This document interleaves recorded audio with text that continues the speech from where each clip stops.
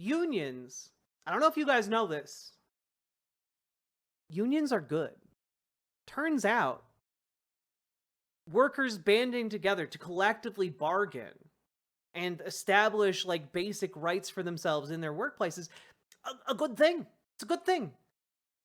And because the collective bargaining allows them to bring the company to the table, it also means that the company is held responsible. It's held to account for its actions. And now, I don't know if you guys knew about this part. Sometimes companies and corporations lie, especially when there's no legal obligation that ties them to their lies. And,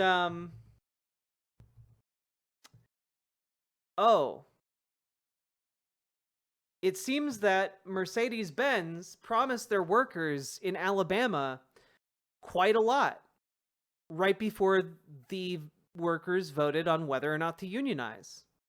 And guess what, folks? Turns out those promises,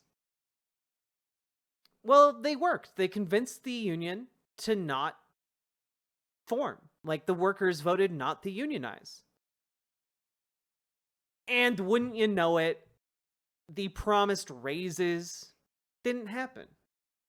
The promised the promised changes in the workplace didn't happen.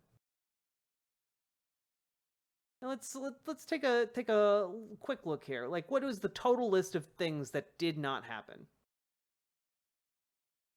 And by the way, talking about like democracy as we are today, that union election was only won by 600 votes. Now,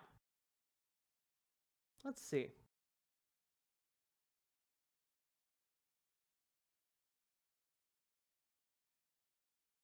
What were... Yes. Sean Fain has now been contacted, the UAW president. And Fain is saying that workers are being told the company is unable to follow through on promised increases in wages, benefits, working conditions, etc., because the UAW has filed objections to the vote and how it was held due to the fact that the company tried to interfere in the vote. Are we having another strike? We might be having another unionized auto plant. Maybe there will be a strike, but too early to tell yet. Who could have seen this happening?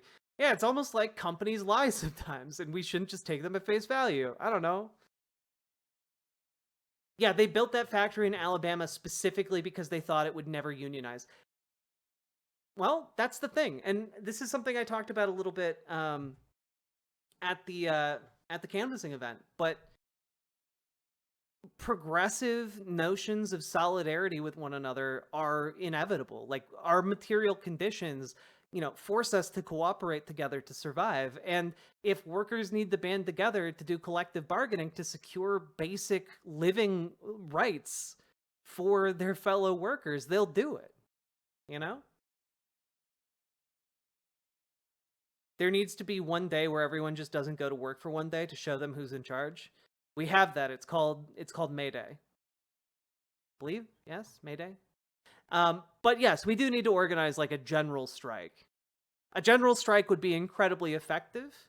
It's just the way most leftists go about trying to organize a general strike is, hey, everybody on TikTok, let's have a general strike 2 weeks from now. And then it's just like, okay. Sure. Well, yeah, everyone will stop going to work on that day. Good job. You did it. Used to be Labor Day? It did indeed. May Day did used to be Labor Day. YouTube chat union? No. You can't unionize in my chat. No. Stop. Also, Sake Tanuki, I forgot to say thank you for the 5 gifted subs. Thank you so goddamn much. I appreciate it. Need planning, support networks, coalition building. Yeah, the support networks are really, really important. You need all of the infrastructure, you know? It's like saying, "Ah, yes, let's just we'll do a road trip from one side of Antarctica to the other." And it's just like in what? Your sedan? You need to build like the infrastructure or like some kind of freaky all-terrain vehicle. What's your opinion of establishing a United Earth Federation? I mean, I would settle for a functional UN first, I guess.